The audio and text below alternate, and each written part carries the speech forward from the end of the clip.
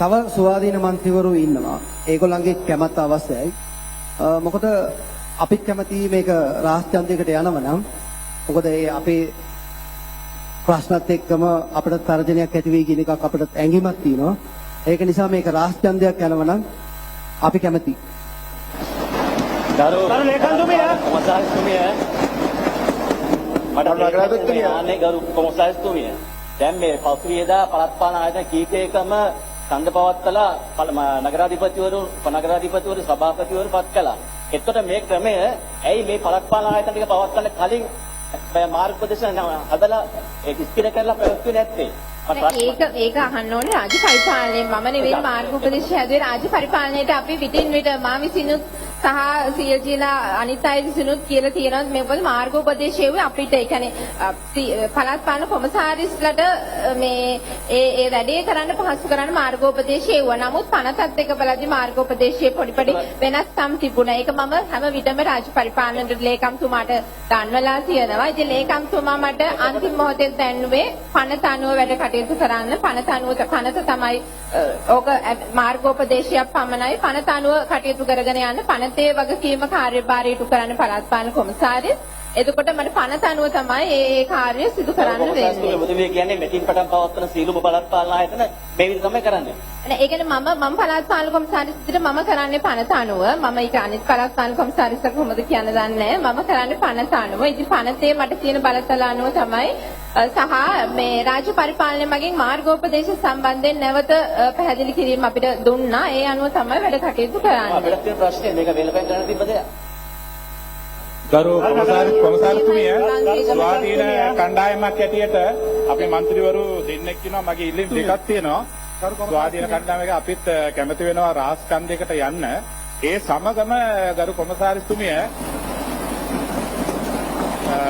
කොමසාරිස්තුමිය දමිළ භාෂාව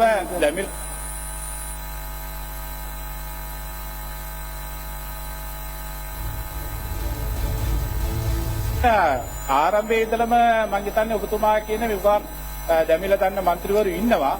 ඒ නිසා කරුණා කරලා කෙටියෙන්වත් ඔබතුමිය කියන දේ කෙටියෙන්වත් දෙමළ භාෂාවෙන් අපිට දැනුවත් කෙරුවොත් හොඳයි කියලා මම හිතනවා.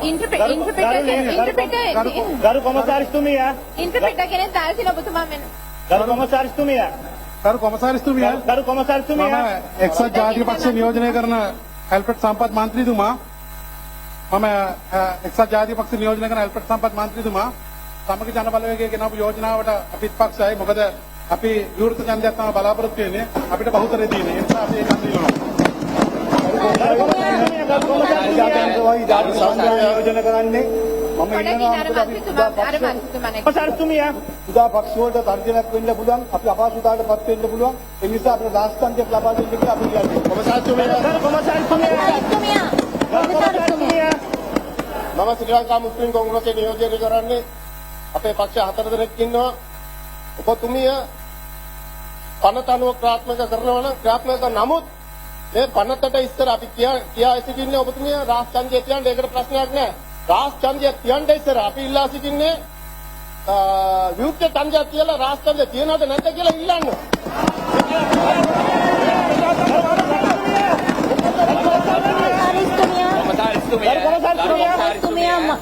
අපේ ප්‍රජාතන්ත්‍රවාදය රැකෙන්න ඕන. කොමසාරිස්තුමිය මම එක්සත් ජාතික පක්ෂයේ හිටපු නාගරික මන්ත්‍රීතුමිය උළුවඩුගේ සඳමාලි අපි රහස් ඡන්දයක් කොහෙත්ම අපේක්ෂා කරන්නේ මොකද රහස් ඡන්දයක් අපිට අවශ්‍ය නැහැ. මෙතන එන හැමෝම මෙතන එන්නේ മന്ത്രിකම අරන් තමන්ගේ නිර්භීතකම තියාගෙන කවුරුත් මෙතනට බය වෙලා විවෘත ඡන්දයකට යන්න බයයි කියන එක නම් මම නම් අනුමත කරන්නේ නැහැ. අපි මෙතන අභිප්‍රාය විදියට විවෘත ඡන්දයක් ඉල්ලනවා. කොමසාරිස්තුමිය මේ අවස්ථාවේ ගෞරවනීය සභාවේ අවධානය යොමු කරනවා.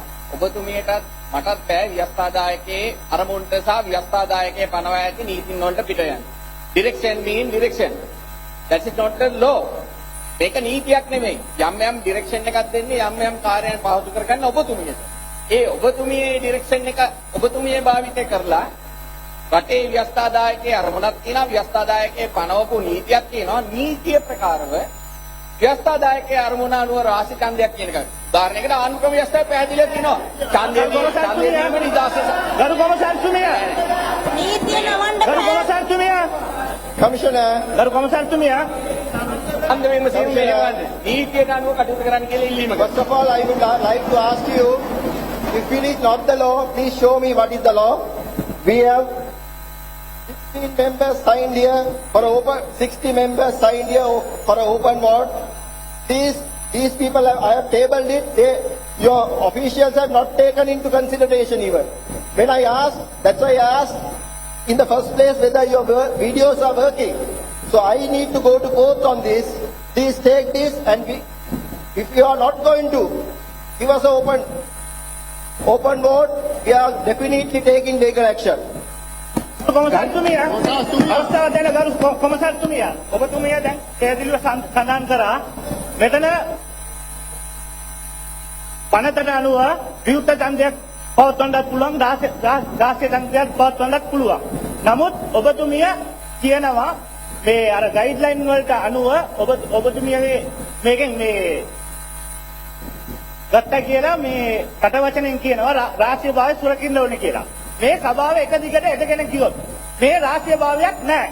මම නම් රාශිය භාවය සුරකින්න කැමති නැහැ. ඔබතුමිය ආන්ද කාගේ හරි മന്ത്രിවරුන්ගේ රාශිය භාවය සුරකින්න ඕනද කියලා. අංගල ගන්න ඕනේ අපිට. අපි එලිපිට කියනවා. ගරු මාධ්‍ය ඉන්නවා. ගරු කොමසාරිතුමිය දැන් මේවයි ගරු කොමසාරිතුමිය දැන් මේවයි ගරු කොමසාරිතුමිය අපිට විවිධ ඡන්දයක් අපි ගන්නවා අපිට විවිධ ඡන්දයක්